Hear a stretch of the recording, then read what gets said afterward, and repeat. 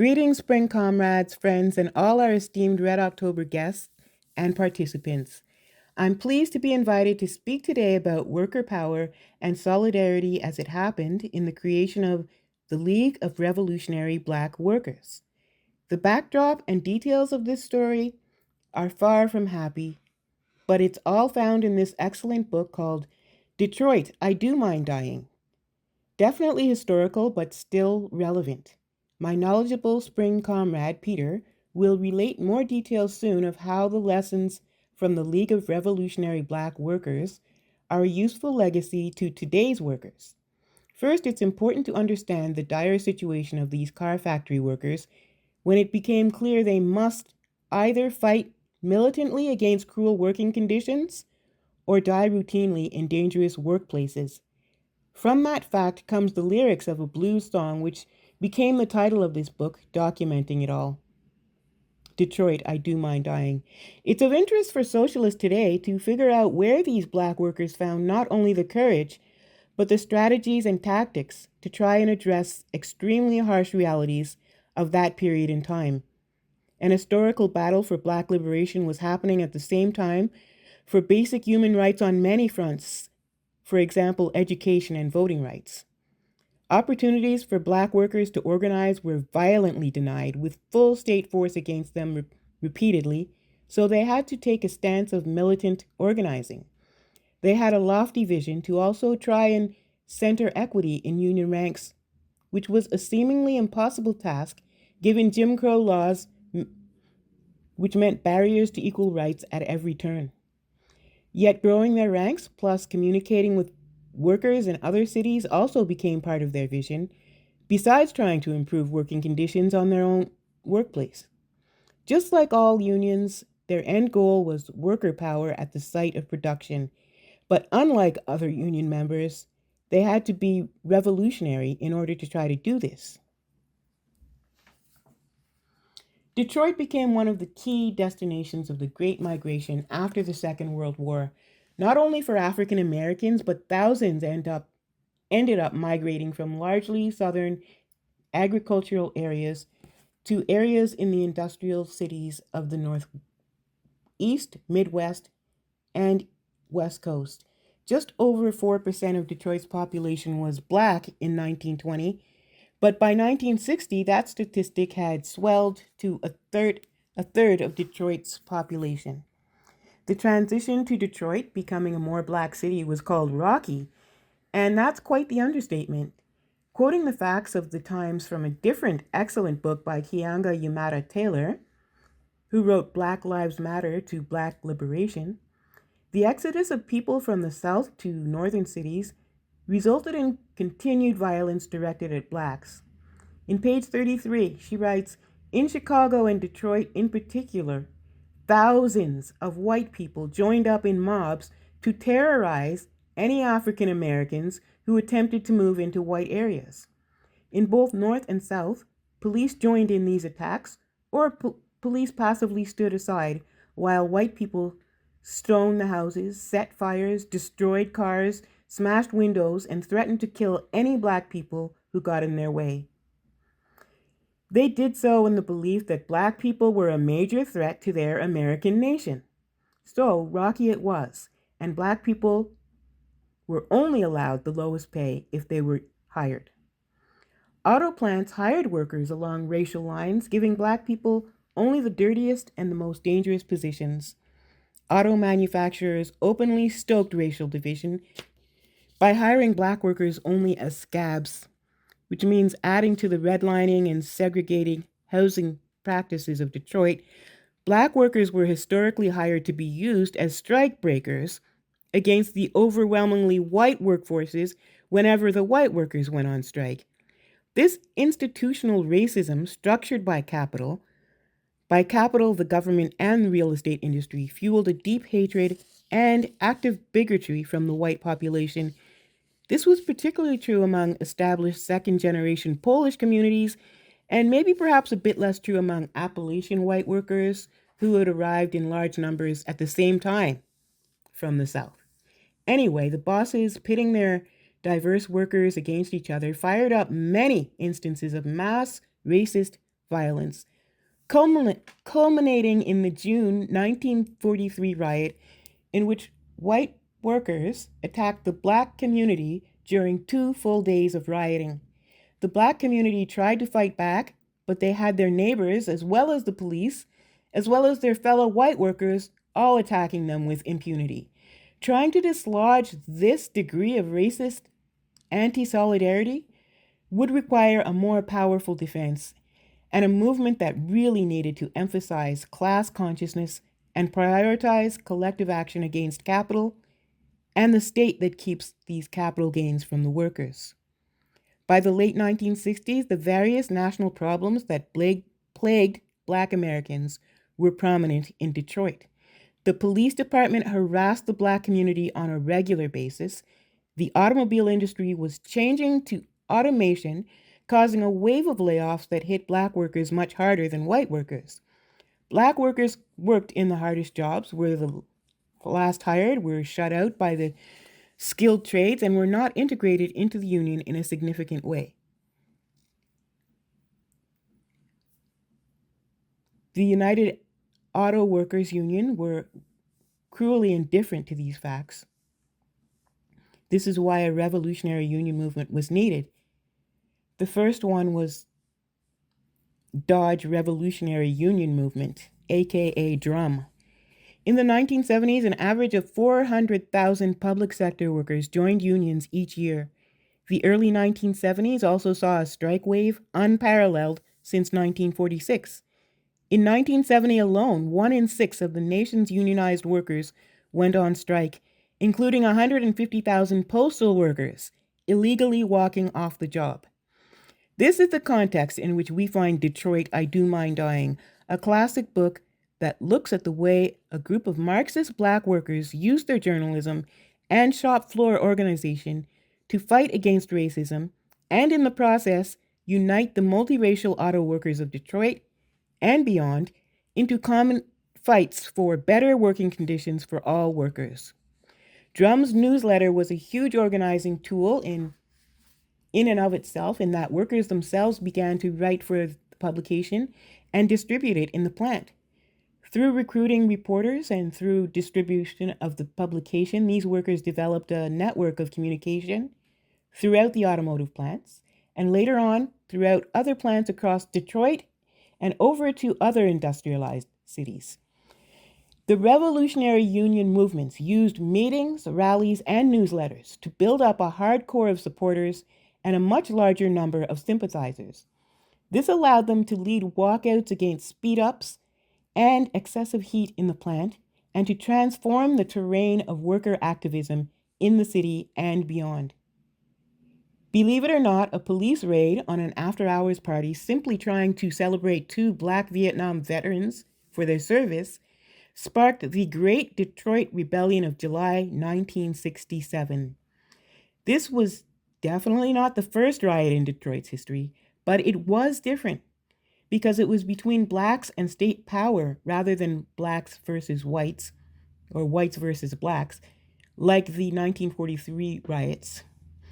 This time in 1967, Black rage was directed against commerce and against Detroit police, who were much too often habitually raiding, which means using deadly force against Black people exclusively and locking them up. So in the 67 riots, stores were looted, but footage clearly shows Black and white people all working together and cooperating to get merchandise out. Regardless, there's still this false narrative solidly saying only Black people loot, saying nothing about what any people would do while protesting unfairness and being unfairly attacked for complaining about the truth. Additionally, an amazed Detroit Police Department discovered that the majority of captured snipers during the riot were not Black people. Most of the snipers firing back at police were white Appalachian workers who had also moved up north in the thousands to get those industrial jobs. Today, totally ignoring that fact, in 1967, the National Guard was called in to retaliate against the Black communities. And together with the racist Detroit police, they launched a savage attack. A strict curfew was imposed. only on the Black community, resulting in thousands of Black workers unable to get to their jobs. But somehow Ford, GM, and Chrysler managed to get this mandate, this curfew mandate, lifted for Black workers employed in their auto plants. So, therefore, in the process of this violent state crackdown on Black communities, there was coincidentally a rather large revelation that Black labor in the auto industry is massively crucial to the entire economy of Detroit, such that the state suddenly had to change their rules of siege and attack. Please note that it was city's large corporate entities that control and direct the state regarding rules, curfews, and policies, likely to this day. There was suddenly savvy interjection from Detroit's economic leaders. Oh, we need those types of workers that we need to pivot in our attack. So we need you, but not badly enough to treat you fairly at work, though. We must not interrupt ourselves from making millions from abusing your labor, so let's just retract that curfew for you, but, So Detroit's Black auto workers were allowed back into the factories, also known as plants. So not only was the Black movement a threat to the racial status quo, it could also be a catalyst for other mobilizations against oppression, such as anti-war movements, struggles for women's liberation, and the right for Black people to vote. This movement became a specific method of questioning capitalism and America's so-called democracy. On page 60 of Keeanga Yamada Taylor's book, it says, the late 60s saw a severe strike wave of blue-collar workers. By the early 70s, this new labor militancy swept up auto workers, steel workers, city workers, teamsters, farm workers, hospital workers, boat crews, postal workers, and grave diggers. Regarding the last noted, it occurs to me exactly who would be given grave digging jobs. Anyway, hundreds of strikes across the nation proved to the president at the time, President Nixon, that he was wrong. The people who desperately needed corporations to change their greedy ways were not just a minority willing to be ignored and dismissed in favor of his imagined silent majority. This caused a light bulb to come on for workers, that our organizing proves our existence and how much we are necessary to this city, even while being targeted by the police. This particular rebellion of 1967 became a way for a small group of Black Marxists to figure out how to plan change under these impossible conditions. Let's harken back to the words in the blues song, I Do Mind Dying. It was clear that they would die either way, whether it was by legislated poverty, being criminalized and killed by state violence, or by being literally worked to death by assembly line speed-ups and double 12-hour shifts in overheated plants. It was clear that since many Black men were legally under mortal threat in the community and only allowed to move freely if going to a workplace in auto factories, then they should use this as an opportunity to not only work their jobs, but these Black workers also jumped on the chance to organize themselves into broader forces, connect with other activists inside other automotive factories in Detroit and across North America. Being barred with their claims, ignored by regular unions like United Auto Workers, the Black workers had no recourse but to create their own revolutionary union movements. Leaders from other groups, such as the Black Panthers, came together with the determination to detangle themselves from capitalism and replace it with socialism. These Black Marxists were influenced by Lenin's Where to Begin strategy, which emphasized the importance of having a newspaper for the purpose of sustaining and growing a revolutionary organization. These particular workers had actually participated in reading groups. Yes, Black factory workers were capable of joining reading groups in their thirst for learning and their interest in how to create social equity. Some reading groups had been organized by a Trotskyist auto worker who was a follower of Trinidadian Marxist C.L.R. James during his time in Detroit. C.L.R. James had also made a big deal about using their own paper as a tool to organize workers, so this became a crucial action for those working activists who went on to found the Dodge Revolutionary Union Movement, aka DRUM. The Inner City Voice is the paper, and that I wish I had more time to tell you about it, but I think Peter might. In my opinion, it was the epitome of revolutionary journalism that members of Spring aim to emulate. I commend the bravery of these first Black auto workers who fought so hard to develop and organize revolutionary union movements under such deep oppression while fleshing out all the connections to different struggles. The utmost kudos to them for modeling Black resistance and for studying Marxism in that deadly climate in the US. They recognize the struggle is across all borders. Many auto unions across America eventually looked to Detroit's drum as an example, did so because surprisingly, it's not only for Black workers. It is a revolutionary change towards equity and fairness for everyone. It's Marxist organizing practice intended for the benefit of all workers. The struggle continues today, and the only solution is solidarity and revolution.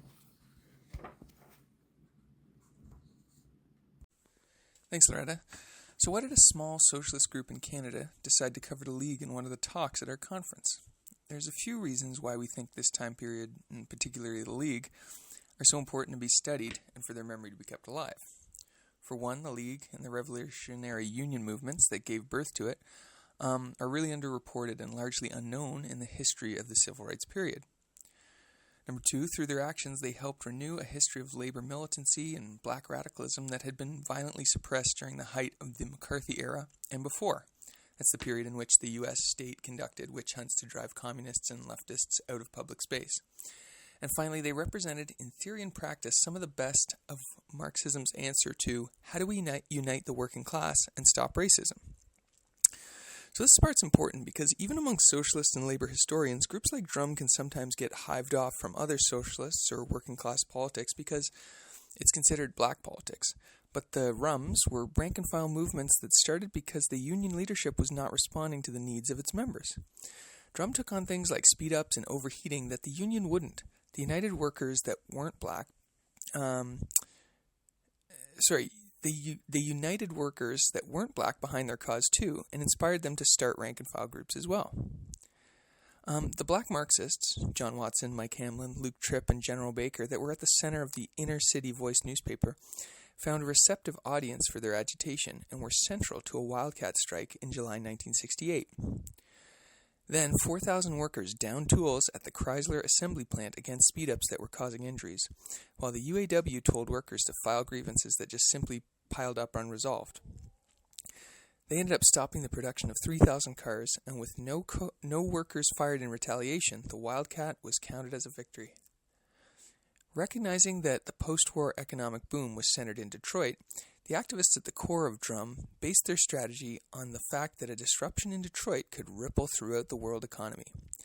Auto manufacturing and its associated products, steel, glass, rubber, petroleum, were at the heart of the world economy, and Black workers were integral to that world economy, as shown by the 1967 riots.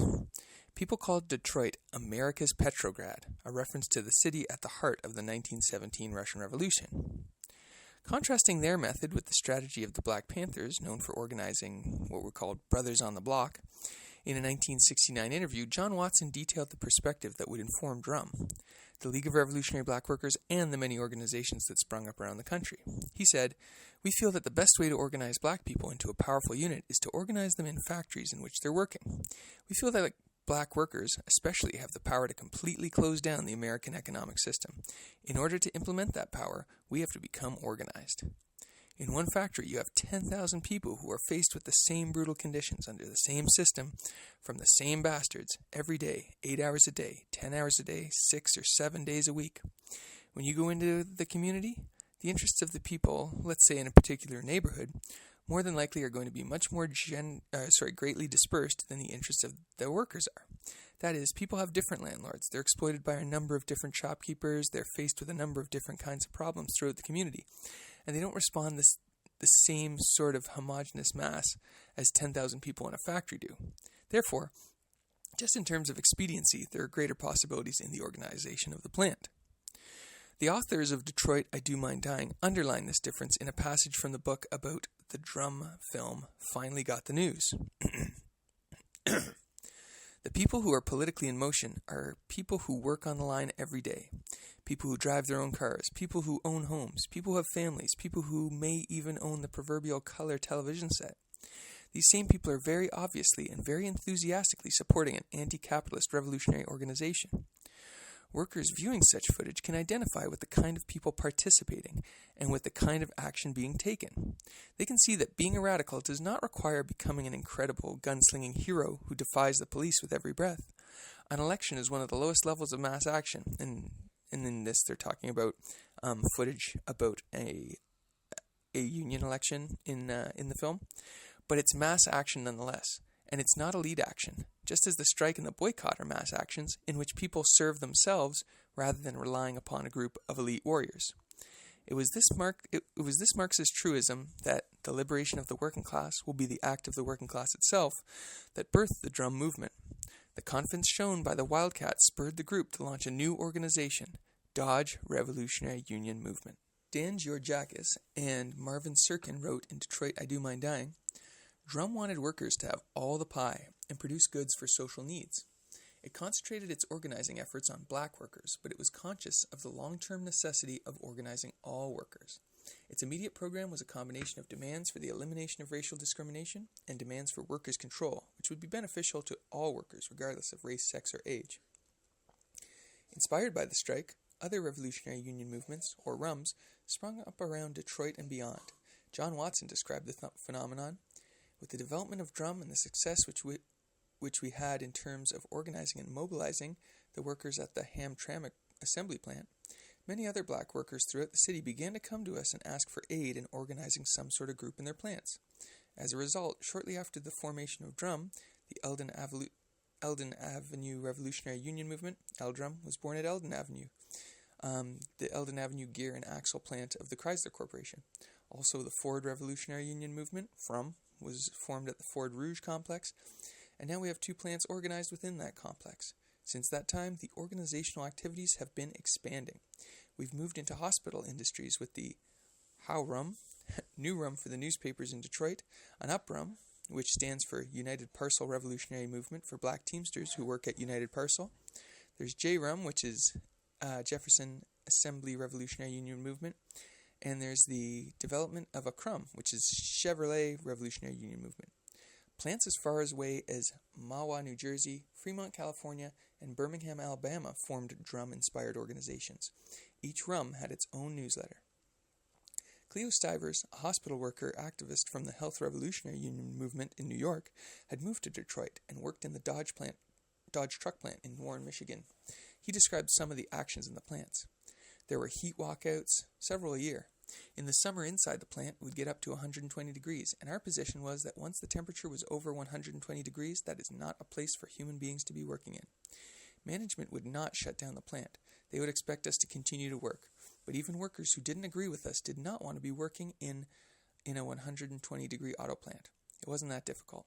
We would go all around the plant and say, "It's very hot today. Once it hits 120 degrees, we're all leaving." Everybody would leave. Who wants to be there? It was led by us, the young members of the League, the young black workers, and supported very heavily by the Arab workers and some of the white workers too. That's the other thing that was going on. When you're working in a place like an auto plant, it's very difficult to maintain prejudice because we're all in the same boat. We're all doing the same thing, and you get to discuss. Here I'm standing next to you on the line. Well, I don't like it. Why you don't like me? We have to care about each other, and you have to watch each other's backs. So that's one of the most important things. You want to see prejudice and racism obliterate itself?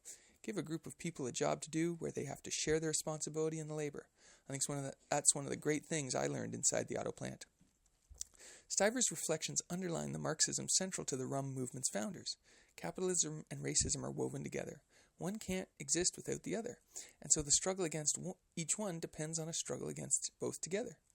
The effects of systemic racism against African Americans are felt immediately and profoundly by African Americans, but racism also harms white workers in measurable ways. This truth was on display powerfully in Detroit, where black and white workers were pitted against each other to lower working conditions for all. But when those same workers acted together, they could shut the whole plants down and demand what they wanted. In 1969, in an effort to coordinate and consolidate this organizing launched by Drum, its leaders created the League of Revolutionary Black Workers. The League, though relatively loose in structure, developed a clear sense of strategy.